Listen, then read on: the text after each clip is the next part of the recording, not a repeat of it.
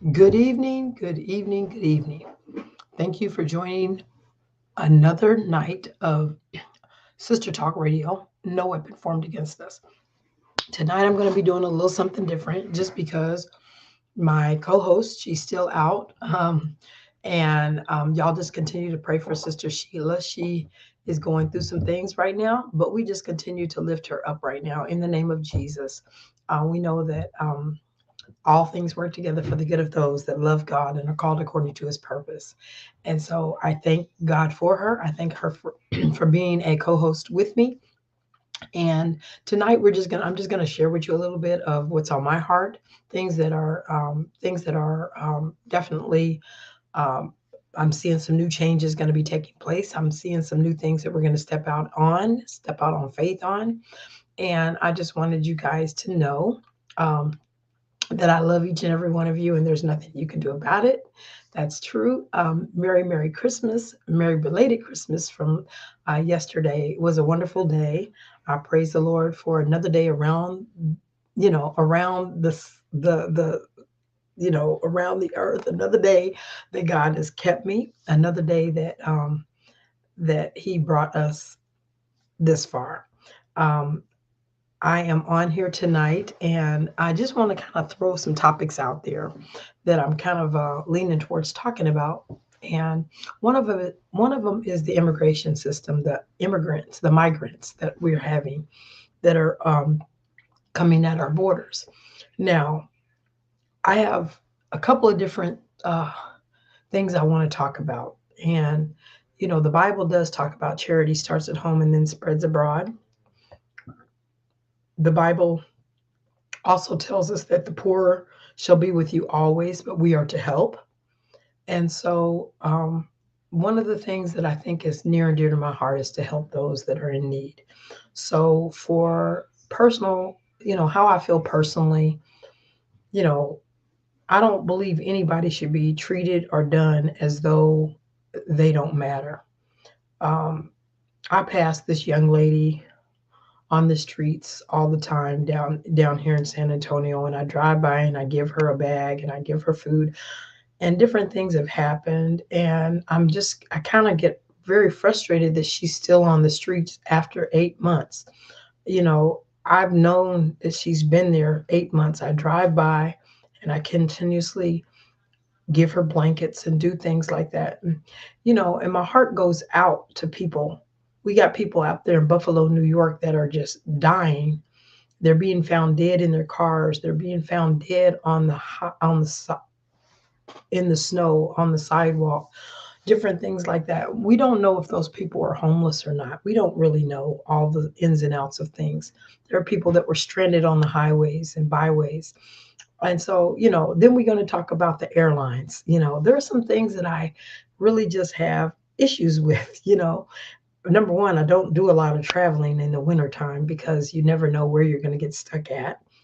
And I'd rather the plane not take a flight. I'd rather not be on a plane if it's unsafe to be on there. So them canceling flights don't necessarily bother me that bad, but I know that people need to get home. People need to there's emergencies that take place. There's different things that go on. They just want to see their families. And we are living in a time where people have become so disgruntled over any piece of things that aren't right or don't feel right or that they have to go through. And so, um, waiting and trying to get this stuff figured out and having to be on the phone waiting for an airline to answer your call, and they don't have the people. But people got to remember they traveled during the holiday. Not saying they shouldn't travel during the holiday, but they took their chances on traveling during the holiday, and now they having trouble getting back home. But you also got to understand the the flight attendants, the pilot, they shouldn't have to go out and risk their life and get on a bad highway to fly someone anywhere either. And so I have maybe it's not what everybody agrees with, and I'm not trying to say that I don't have any empathy for those people that are stuck in highways, but I mean stuck in airports. But I'm saying we have to look at things on the bright side. They didn't get up in the aircraft and then not be able to land, run out of fuel, possibly, stuff freezing up and stuff like that, and not and getting an unsafe airplane. So we have to look at things and say everything's happening for a reason. God has everything under control, and we have to continue to believe that. So, I just want to throw that out there because sometimes we get so impatient and we're not understanding why God is having us wait, why God has us not on the aircraft when we want to be.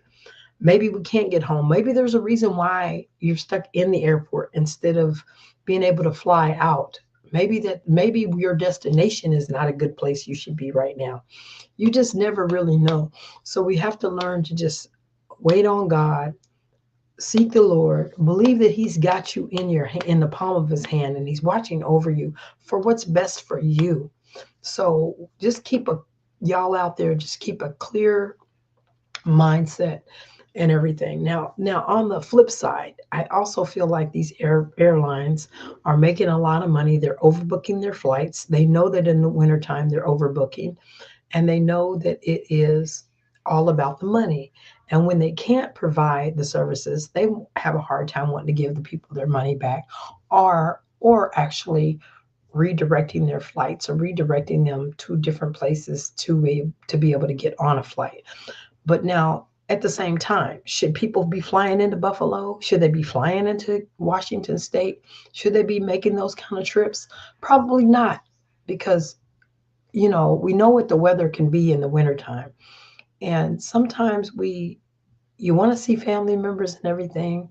And that's so true. I wanted to see my son. I wanted to see my daughter. I wanted to see my grandchildren for the holiday season. But I'd rather them sit still and be still where they are than to get on the plane and possibly something bad happen or get stuck somewhere where they can't get home and they're stuck out in the cold. So we just have to thank God for those things. Now, the migrant situation.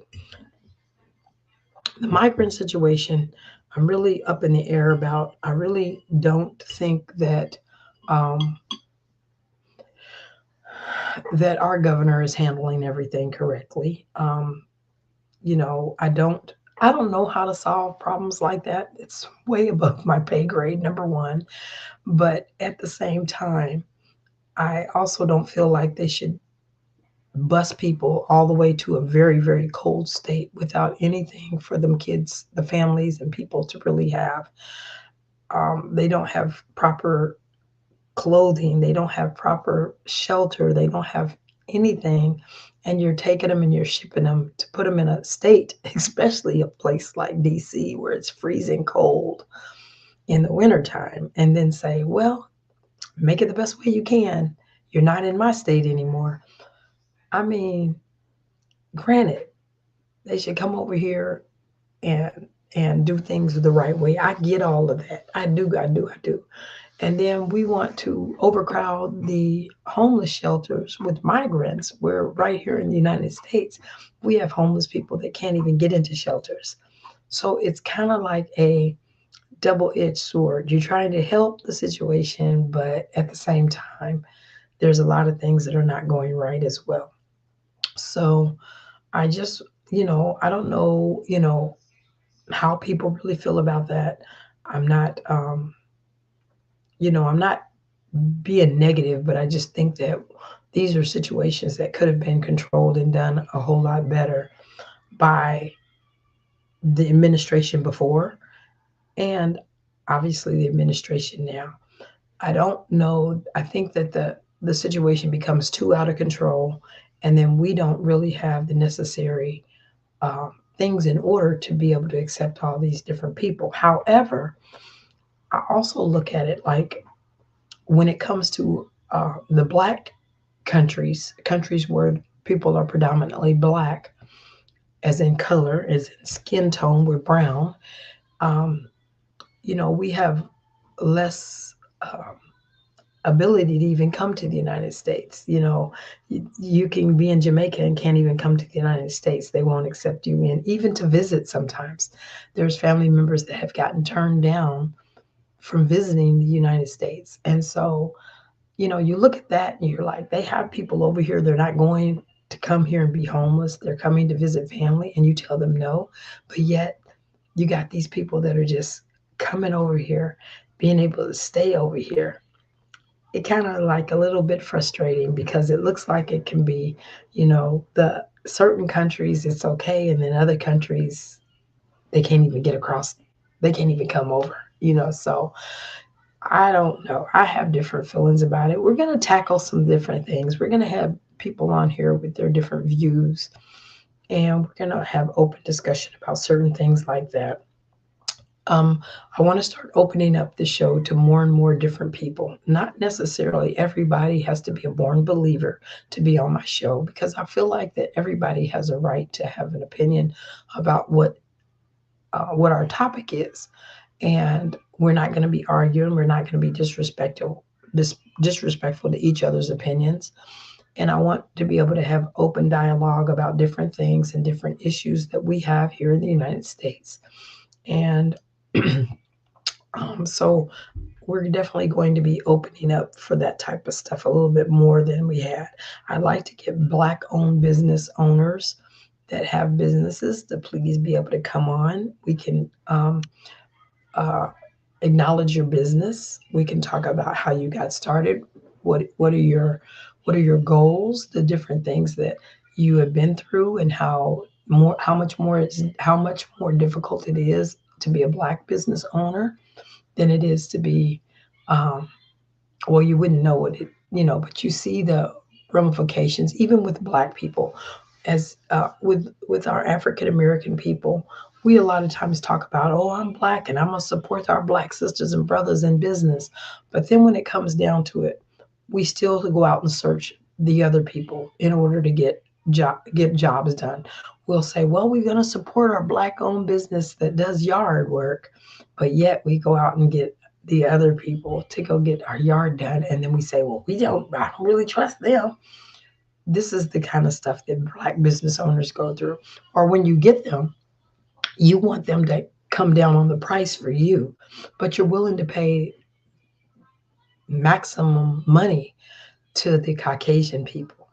And we wonder why our businesses are failing.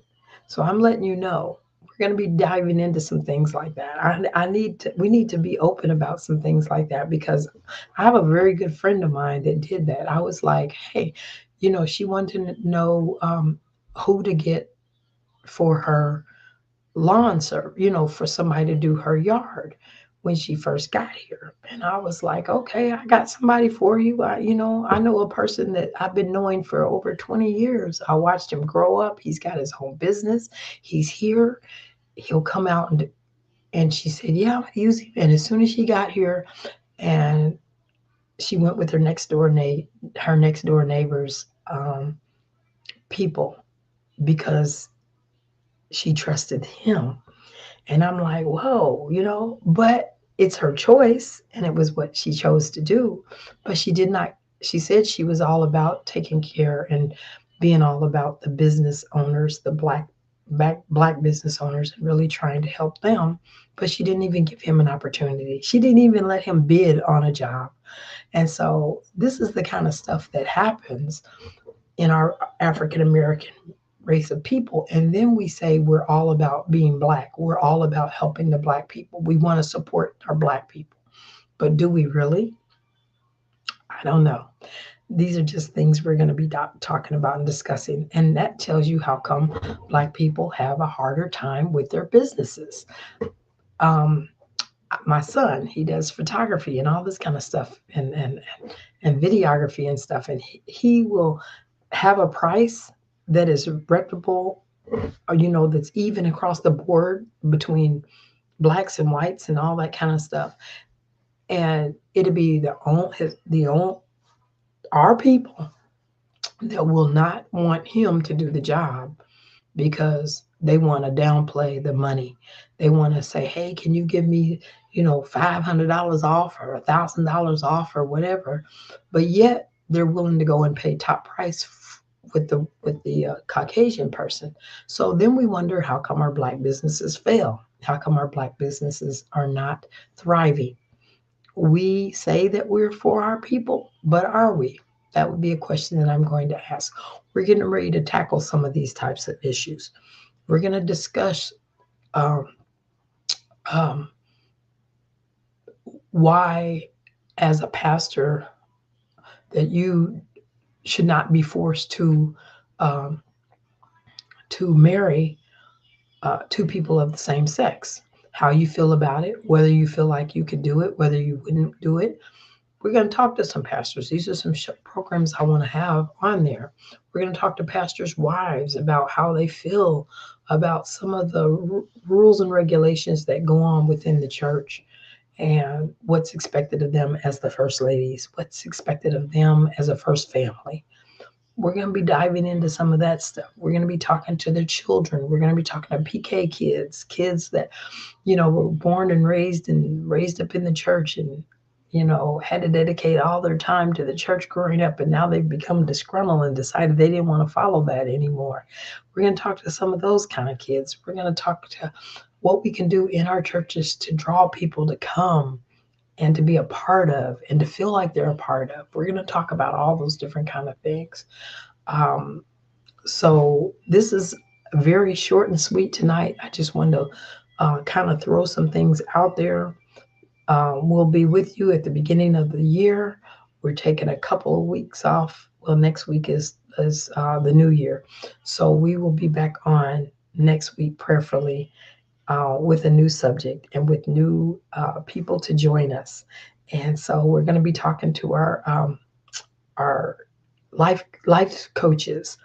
We're going to talk to people that have this special needs children and what it's like, and the fear that they have to not have to, but fear that comes in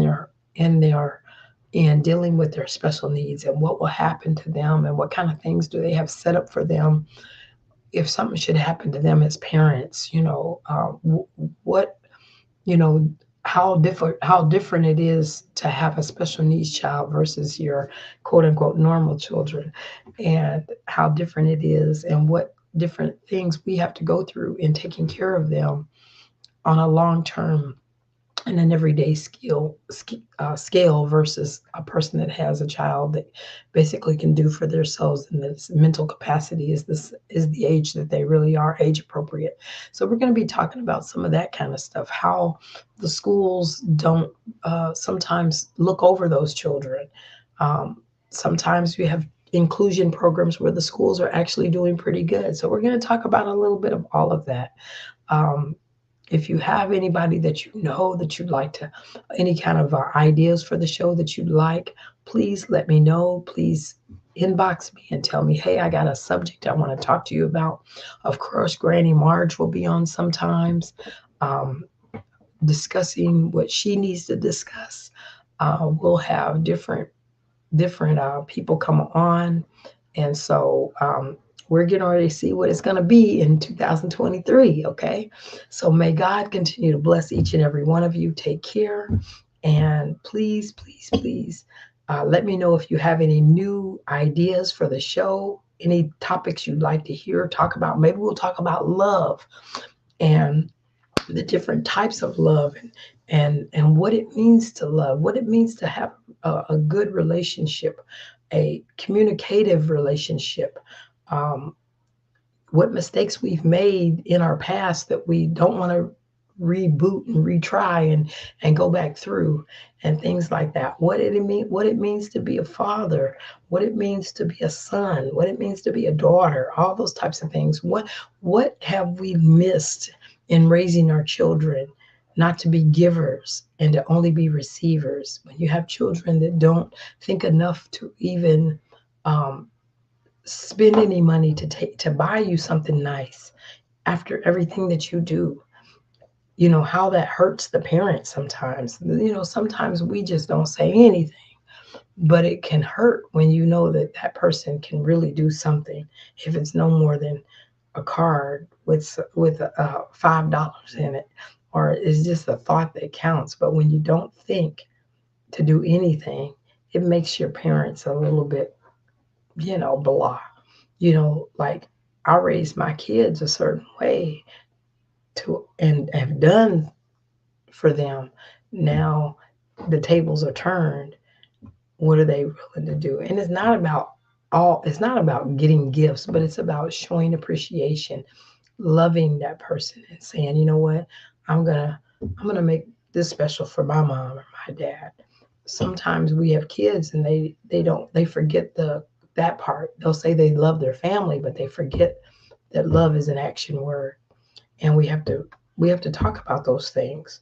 So we're going to talk about all those different kind of things, um, stepping out on faith and doing things and communicating with your parents and keeping in touch, because the last thing you want to do is be sitting over your parents' grave or over their casket and crying and thinking, what could you have done differently, and having that guilt. So we need to talk about some of those types of things. And you all take care and God bless you. And we will see you next week. This was very short because my co-host is out and not able to be here. And I was just kind of letting the season go. This is Christmas, the Christmas holidays. And just know that I love you. Y'all take care. I thank you for all your support. I thank each and every one of you all that have helped and donated in the hygiene bags for the homeless. I'm going to continue that. We just need to continue to do what God's called us to do. He's called us to help those that are in need. People that get out there and they feed people during the Christmas holiday. It's wonderful, wonderful, wonderful. It's a wonderful work to do. But people need all year long. They need to eat all year long. They need clothes all year long. They need shelter all year long. So we can't just be about doing it that one day or that Thanksgiving and Christmas and we forget the rest of the year. We have to continue on and continue to help people. So you all take care. God bless you. And I'll see you all next week.